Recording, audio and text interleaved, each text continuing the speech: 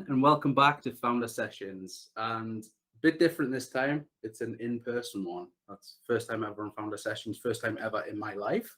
And joining me today is Hamish, who is the founder of Floe. Hamish, welcome to the podcast. Thank you very much. Likewise, the first ever podcast in person and ever for me. So pleasure to be here. Brilliant to have you on. And we met months ago now when we become ambassadors of Startup Grind Newcastle. I don't know how many months it's been. It's been like February? Yeah. It's absolutely flown by, but it seems like I've known you forever. Yeah, it was a quick, I say to people, Hamish is probably the quickest friend I've ever made. I haven't told you that personally until now, but that's very nice. I appreciate that. It's lovely. So yeah, we're both ambassadors of Startup Grind Newcastle, but we're here to talk about yourself and about Floe. So first things first, please just tell us what Floe is.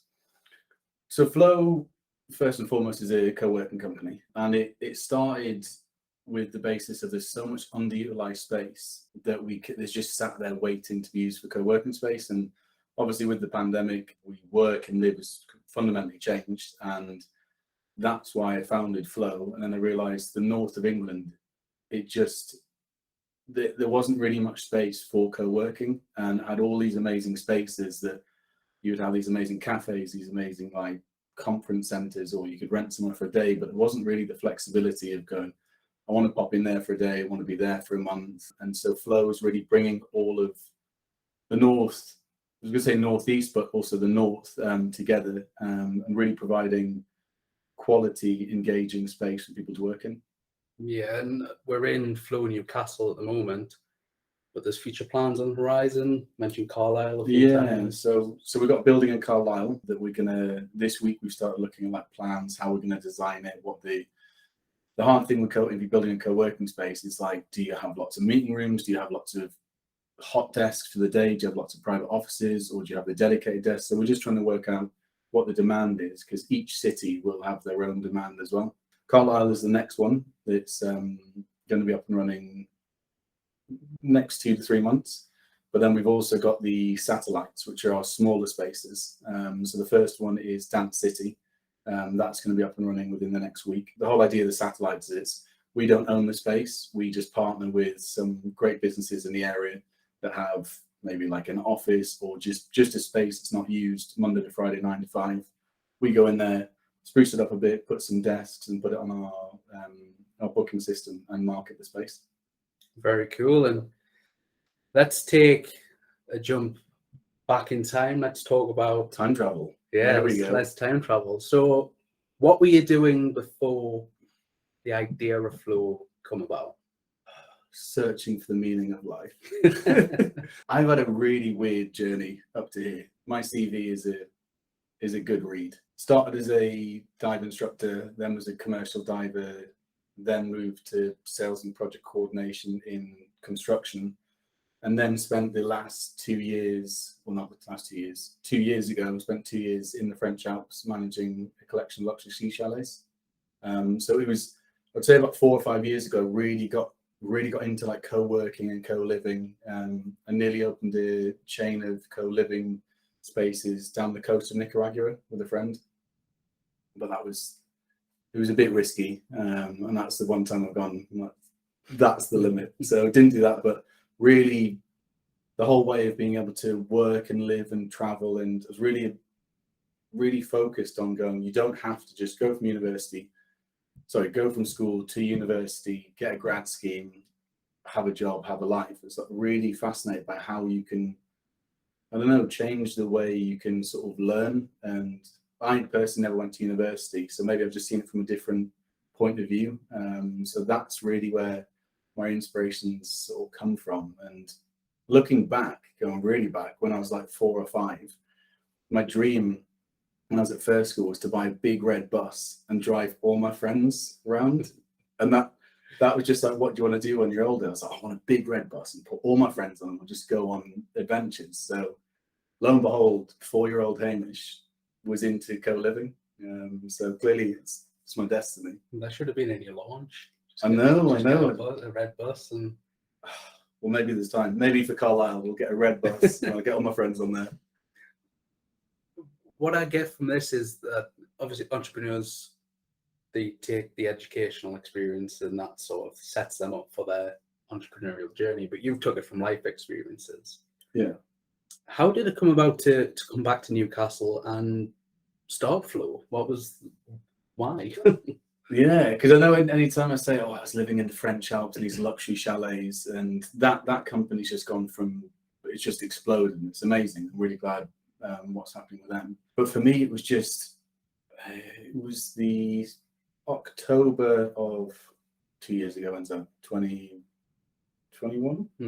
No, 2020. That's when I was like, oh, there's a fundamental shift in the way we're living.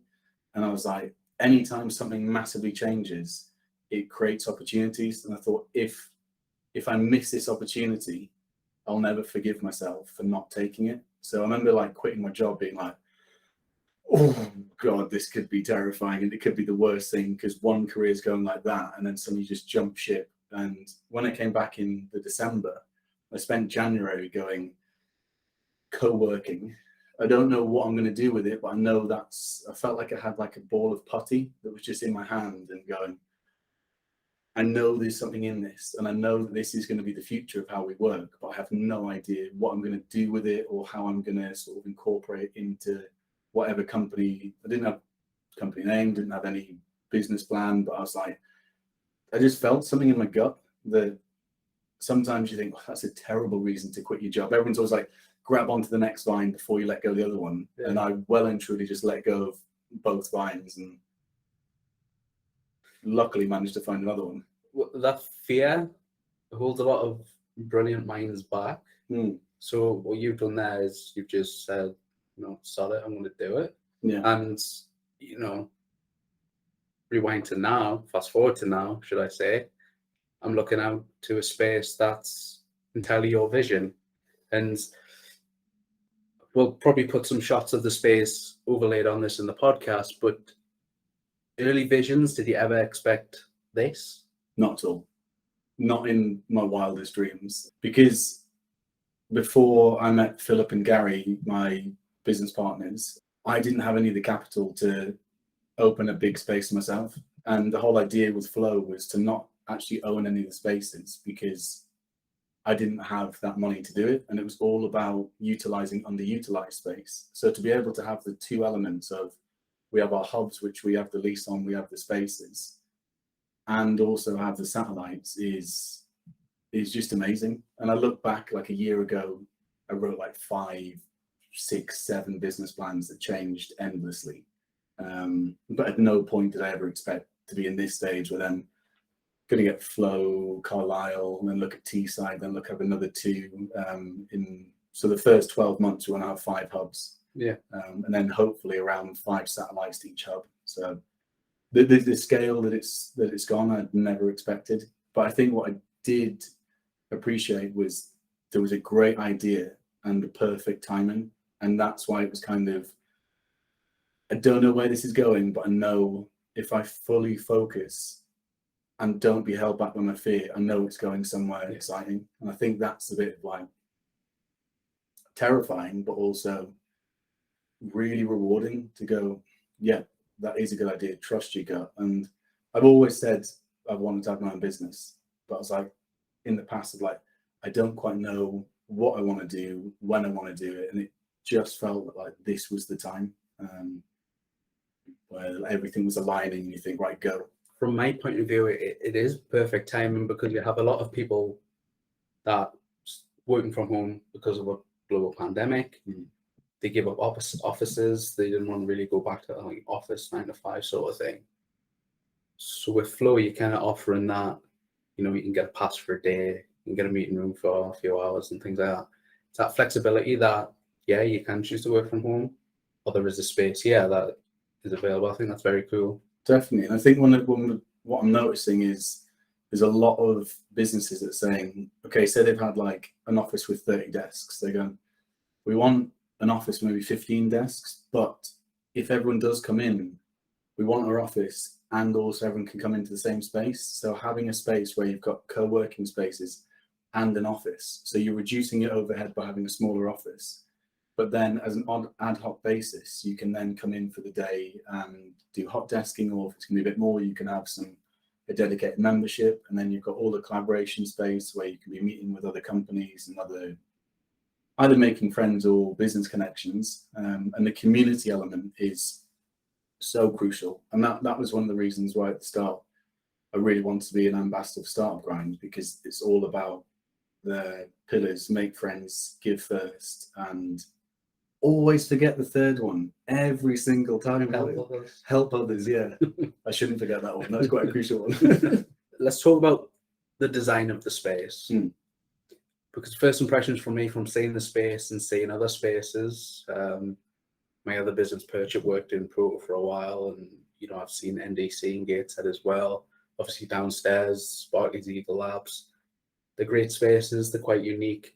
But this one, there's something about the Floe space, the design of it, in my opinion, is quite unique. Let's talk about the design. What went into the thinking of the layout? Yeah, so I think that's the crucial element, because it has to be a space where you can be productive. And the hard thing with that is everyone's different and everyone needs a different space. So I know for me, I'm very extroverted, like to be around people, like music in the background. Some people are more introverted, don't want music in the background. So I went down a rabbit hole about 8 months ago of I nearly designed the Floe chair, and it was interesting for a month, but I was like, what am I doing? Just start one company before you get into another one. And I thought everyone was obsessed with what chair what they were going to be sat in. And then actually, instead of just me having an idea, why not ask people? So I went over working all these co-working space and saying, what do you want from a space? And the thing that came up every single time, the most important, was acoustics. And some people were saying they love music, but sometimes the music isn't the right music. Some people were saying they hate music because they can't concentrate. And then some people were saying if there's no music, then they tune into someone else's conversations when it's completely quiet. So I was like, right, well, what is the solution? So with this space, going from left to right, as you come into as if it's like a cafe, it's a lounge, there's music, there's engagement. And then as you work round to the right, then you go into the hot desking area, you've got some private offices, and then there's going to be a section that's a quiet room. So there's no music in there. You can't take a phone call in there. You don't go in oh, do you want to have a chat for half an hour? Because you think, I'd love to, but I need to get on with work, because that is a downside of a co-working space. Because there's loads of these amazing, interesting people around, you suddenly think, it's 5 o'clock and I've done nothing because I've had all these amazing chats. So I was in one co-working space and they actually had a ping pong bat that was a green and red, and you just turn it over if you didn't want to be disturbed, it was red. So it's all these different ideas of different zones. I think it's really important. So I know I couldn't sit in the quiet room all day because I'd go insane, but it would be good for me once a day for an hour or two to go and just really focus, get my stuff done, then come back out. So that's the importance. It's really all about sound, is the main design focus. Yeah, and I like how it gives people those sort of invisible barriers, doesn't it? It's like, I'm in the quiet space, that means I'm deep focused on my work right now. It kind of tells other people, it's like, do not disturb. And then you come out to this space, people around the coffee machine, different spaces where you can collaborate, have chats and things. I think gives it that perfect balance for different work styles. Yeah. I'm a bit like yourself, I know when I need a deep work, so I'll be in the quiet bit for an hour or two. Yeah.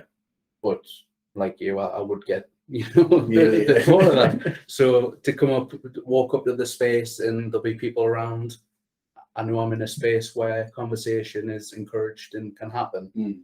But then go back to the quiet space. Just it gives you that balance and freedom, which I like, and it's quite unique. I haven't really seen that elsewhere, if I'm honest. It seems to be all in one, where it doesn't really cater to different people. Oh, well, I'm really glad that comes across. That means a lot, because that's the sort of. And anytime you've got an idea and you try and build something, you really hope it does come across like that. So I really appreciate that. That's great. It's visual as well, because you've got your signs up as well. When they came up the other week, that was one of those moments that was like, it's real. And like seeing the Floe logo on the collaboration corner, I was just like, oh, wow. That was a really, really big moment. That I think when you're just stuck into all of it, you need those moments to take a step back and go, oh, wow, that's awesome. It's a simple touch, but I think it's really powerful for people to say it's like, okay, this is the space for me. This is where I'm going to be. No, I really like it. And community, we've touched on it, very, very important to a space like this. Yeah. Just from your own perspective, you worked downstairs in Eagle Labs for a bit. Now you're upstairs in your own space. Startup Grind as well. Just in your own words, how important is that community aspect? I think community is everything. And I think that's one thing we've all noticed over the last couple of years is if you're by yourself, like loneliness is a massive killer. And also if you look at it purely just as a business point of view, I think it costs something like the UK economy, something like, don't quote me on this because I looked at it like 6 months, it's something like £2.4 billion. Because it's like then loneliness can have mental health issues. It has effects on, I think, your cardiovascular system. Again, if there's any doctors out there, that might all be a lie, but it's just, all in all, loneliness is a bad thing. Yeah. And what just really saddens me is there's so many of us all living next to each other, just not supporting each other. And I've been very fortunate in my, let's say from mid-20s up to I'm 30 now, the last 5 years, there's a few of my male friends that we really come together and actually talked about emotions. And we've suddenly gone, God, our early 20s sucked because we were all having these same problems and these same sort of like crises in our head. But we just sat there by ourselves being like, well, I can't talk to anybody. And that's the thing with community is, if you can bring everyone together, and if someone's having a low day, someone's having a good day, it's communities, it's like a seesaw, you bring each other back up. And it just makes life so much more enjoyable, and you genuinely connect with people. And then the nice thing is the end result is also your productivity will go up. So that's not the main reason for doing it. The main reason is because you have a happier life, a more fulfilled, engaged life.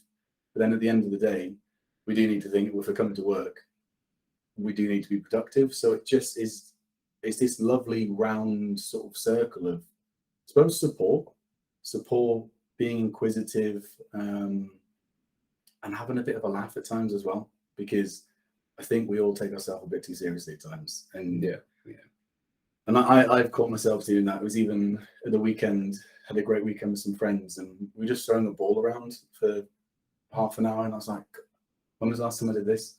Like, why haven't I made time to throw a ball around with my friends?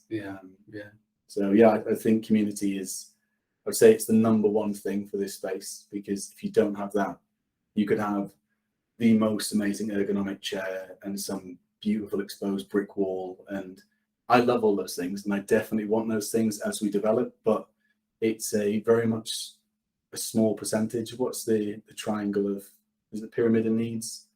It was like Maslow's, like the crucial things in your life, and it's the top one. You have 2 of them or something. Is that that? Well, again, I'm going to have to do more research before I start pulling out these facts. But the top one for me is like, is aesthetics. What does it look like? The bottom one has to be like community. Is it functional? And the top is, okay, how sexy is it? Because I think we live in a world where we go straight for, is it sexy? If it's sexy, it'll sell. And you think, yeah, but it won't really give back. And I think that's the crucial bit with community, is you need to support, you need to give back, and you need to nurture. So yeah, I think very important. It's that human element as well. I think I see too many people chasing for that perfection. I've done it myself. Like some of the videos I do for the podcast and stuff, I like stutter or I mess up a word. And now I'm just like, fuck it. I'll trip up on a word, but I'll keep it going. And it's real. I'll keep it in. We chase too much of that, reality TV, everything's perfect sort of thing. But at the end of it, we're all stuttering humans that mess up here and there. So yeah, the community aspect and just the human element to it is really important. And those trickle into what we're doing with Startup Grind socials. Totally. That community, is powerful. You go to someone saying, "Oh, I'm having a bad time." Like, yeah, so man, let's talk about it, have a drink, and then it's done. Yeah. It's probably going to happen here as well, which is awesome to say. Massively, and I think there's so many amazing people around, and I think that's the thing. It's like, I know for ages I was like, how do I create community? I was like researching it. I was like, what do you do? And I realized there's nothing I can do. All I can do is provide a space for communities to grow. Yeah, you can't create it because it takes time. It's like trust. Anyone who talks about trust, it's like trust is an outcome, and it's you don't go, okay, now I trust you, and you think that takes a while, and if you try and force that, it's just superficial. No, seen it plenty of times. I mean, back at the start of Grind Social stuff, we promote it, but it's like, there's no pressure to come along, there's no pressure to pitch, there's no pressure to do anything. It's just like, well, as if there was just two of us there. If we just turned up and no one else did, I'd be like, well, I've had a really nice night. But then I think because of that, then it's always really well attended events, because maybe it comes back to it's just real and sincere. And it's not a case of, you can smell sales a mile off, that bullshit. Hey man, can I help you? And you think, I don't think you want to help me, you want to sell me something. And I think everyone's getting tired of that. So like I know at the start it's like, going to do the social thing, what's that going to be a lot of effort? And you think it's not in the slightest. It's so enjoyable. We literally just have to put a banner up and chat with people. Even one time we forgot the banner. But it's all good. So back to yourself and your journey as an entrepreneur. What's been the biggest learning over the time? What's really stood out? That's hard because it's like every day is a big learning curve. But I think it's kind of going with your intuition, and I would much rather go with my intuition and it's wrong than there's something niggling at me and I'm like, no, someone said do this, so I'm going to do that, but in my heart I knew that wasn't what I wanted to do, because there's so much help out there and there's so many people who genuinely want to help, and that can sometimes be really confusing when someone is genuinely has your best interest, but they might have done something 10 years ago, which is, there are many things in a lot of businesses where the core things are the same, but if you're doing something new, you're doing something new, and you've got to kind of go at the start. I think you've got to be like, this is my idea, I'm going to 100% back myself. Now that doesn't say don't listen to other people around you, because if everybody is saying something and you're choosing to ignore them, either you're some innovation whiz or there's a red flag somewhere. So I suppose that's the hard thing, the balance of like, where does the balance of really trusting yourself slip into sort of arrogance? And I think you don't ever want to be arrogant, but you do want to be confident. And I think people get confused between confidence and arrogance, and it sometimes can come across the wrong way, but confidence is crucial, because if you're not confident in yourself, confident in your ideas and what you're doing, you're going to hit so many bumpy roads, and then you suddenly go, okay, I won't do it. And you've sometimes just got to hold. Like I think that's the one thing I think with a startup is, have you seen Braveheart? Where it's like William Wallace has the Scottish Army, and there's like 300 of them, and there's something like 5,000 English, and they're just going, hold, and it's like the whole army's coming towards them, and you can see them going, oh fuck, we're absolutely screwed here. But then they hold and wait till the right time, and then they go. And I feel like that is the perfect, if anyone wants to see a scene, that is the scene. Because it's that thing where you stood there just going, oh shit, is this the right thing? But you've got to back yourself. So I think that's the biggest learning, is being aware that if someone has the best intention of trying to help, they might not be helping, but they do mean to help. And it's no slight against them, but just be wary that, take as much advice in, but absorb it and then go, is this what I want to do? And I think if you're like, that is what I want to do, go for it. And if you're like, oh, I don't think it is, then listen to that. Yeah, I've seen the action of listening to too many people. Mm. There was a team that we had on one of the pre-accelerators that we had, and their pitch deck changed every week, and it was simply because they had loads of voices coming in. And it's like just stick to what your core values are. Yeah. Just staying grounded, but not be afraid to be humbled. And you know, 'cause people coming at you with advice saying, "Oh, I've got X amount of years" and stuff. They might be coming from a genuine good place. Yeah. Sometimes they haven't done or not doing what you're doing. It's unique in that way, and it's sort of finding that common ground of, yeah, I do need this help, but be real with me. How does your help fit with what I'm doing? And I think that's 100%. it's tricky, especially for the young entrepreneurs coming out of, say, uni or just jumping into this. They just, well, I've done it myself, just cling to every bit of help, and you know, you can sometimes get led down the wrong path, but it's learning, isn't it? Yeah. And I suppose in a little snippet is keep it simple. I think that's probably one of the best bits of advice I've heard along the journey is if you're overcomplicating it, you're trying to mask something. Yeah. Like keep your idea simple. Yeah. That doesn't mean you can only do a small thing. It's like keep it simple, and it needs room to grow and scale, but just do one thing. Yeah. Do one thing. I know I nearly went into, I was like, okay, onboarding remotely, that must be really difficult. So how can I incorporate some kind of like onboarding sort of specialism? And I was just like, I'm not a HR specialist. I don't work in HR at all. And it was that thing. Someone was like, what are you doing? Just focus on one thing. You're going too many things, and what you're going to do is just not hit any of them. So keep it simple. Yeah. And back yourself, I think would be the best bits. It's a great piece of advice. And what's sort of been, I guess this kind of links to the past question I just asked, what's been the biggest hurdle? Last year, like bootstrapping Floe and doing carpentry work to keep things afloat, and then that leap from going, I need to stop working on other people's projects and then just fully commit to Floe.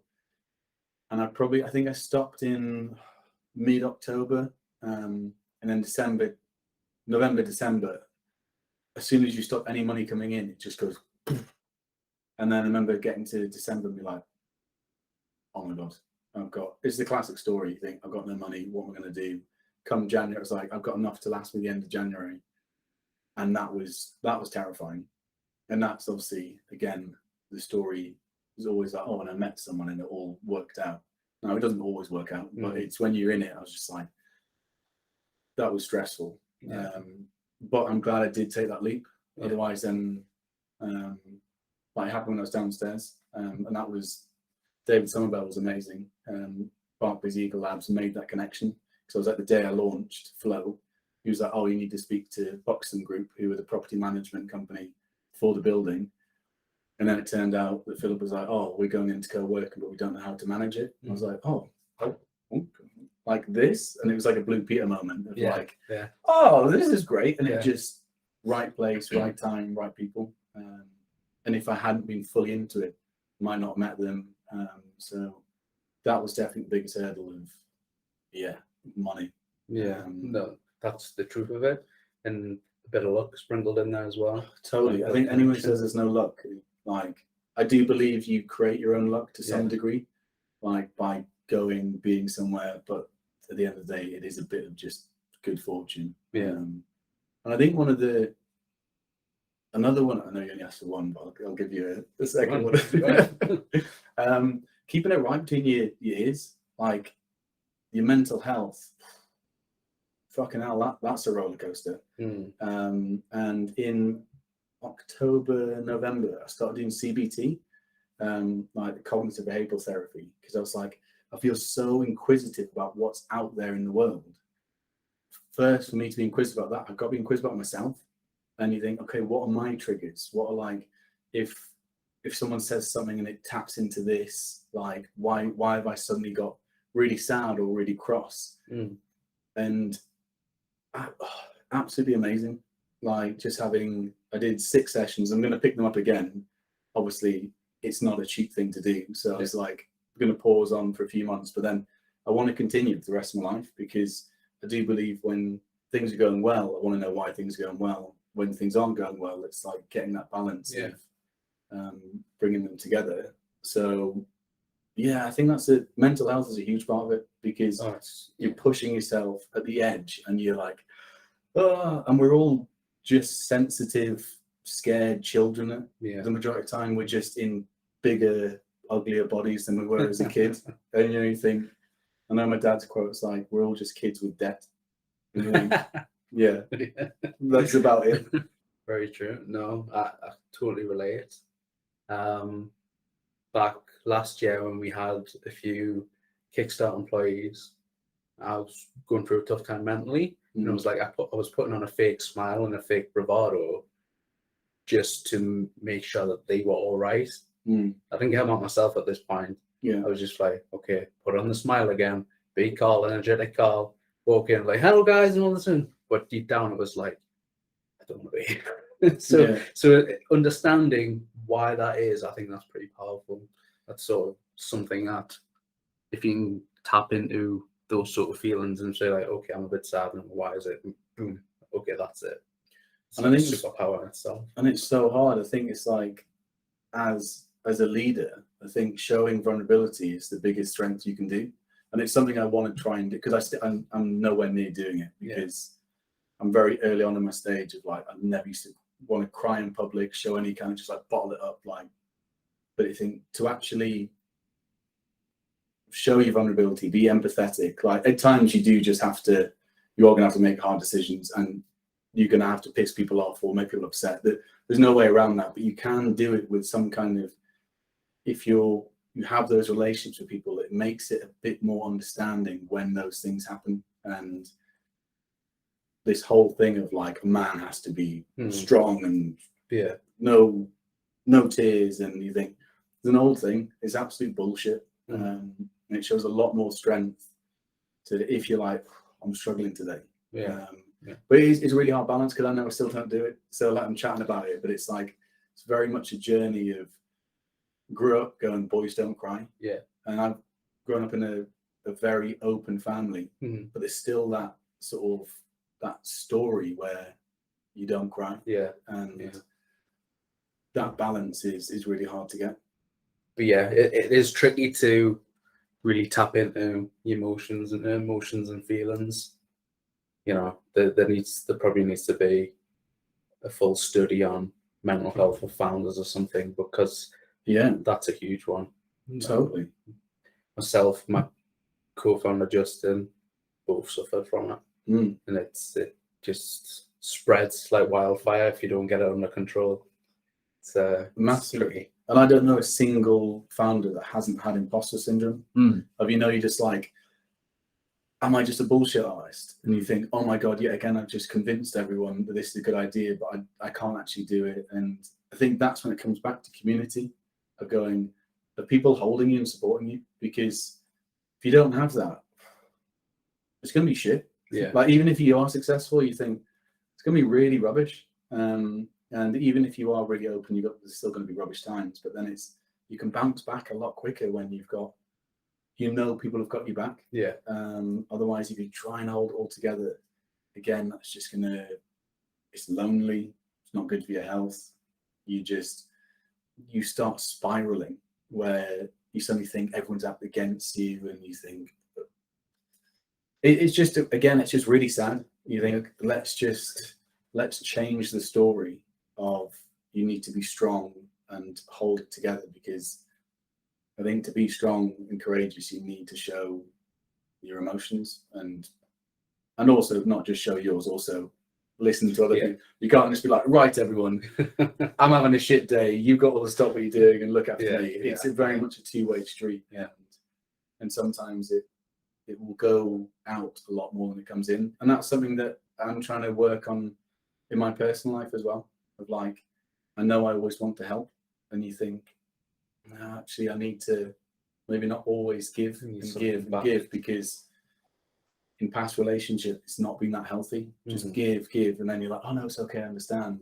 And that also rubs off in work. And it's work and life, they're massively linked. So you think, and that's all, the thing that links them is us. Yeah. So there's lots of external factors, but you first need to go, okay, who am I? What does that look like? And am I happy with that? And do I understand it? Yeah. No, the thing between years impacts everything, doesn't it? Mm. So getting that right, you'll never get it right, but getting it to a level where you think, okay, I can manage this, I can give effort here, effort there, and comes back to the support network, the community. It's like if you know that you've got the backing of fellow founder or something, that's pretty powerful. It's like, I know I can fuck up today, I'll talk about it, but I can go again tomorrow. That's pretty powerful. In Hamish, we've passed on loads of great advice so far, but is there just one that you personally just want to pass on to the people watching and listening? It might be the most one that everyone's heard, but it really is that trust in yourself.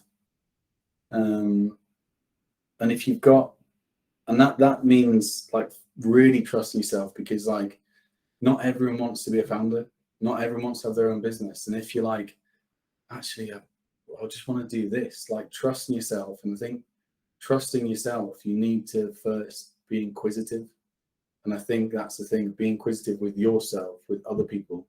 And when you can stay in the sort of the inquisitive mindset, it's really exciting, because that way, what we normally do is we go into judgment. I'm like, I'm not going to work. I'm not going to work. Oh, I don't like that person. I don't want to move there. I don't want to do this. We instantly go into what we don't want to do, because it's much safer. Whereas if you go, I wonder what's like over there. I wonder what that person's like. I wonder why that person said that. And you can stay, I suppose that instead of trust yourself, because that's very generic, and I was just saying that trust comes from other things, so I can't then say, well, just trust yourself. So be inquisitive.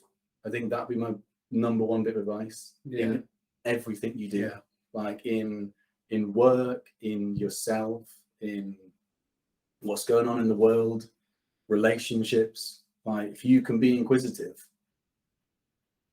I think that's the number one thing. I think it opens up a lot of doors. You're right. Yeah. If I never met Patricia, I wouldn't have never met you. Is that effect? It's like if I didn't meet you, I wouldn't know what you're doing. We wouldn't be here today. Exactly. It's that sort of, you be inquisitive, question things, because you never know where those opportunities might lead to. So I think that's really a good piece of advice. Yeah. Yeah. Awesome, Hamish. Lastly, please just tell the people watching and listening what they should check out, where they can connect with you. Yes. Sorry, I realised I haven't been looking at the camera at all. Hello, everyone. If you go onto the Floe website, obviously that's all in reverse. So it's www.floe.co.uk.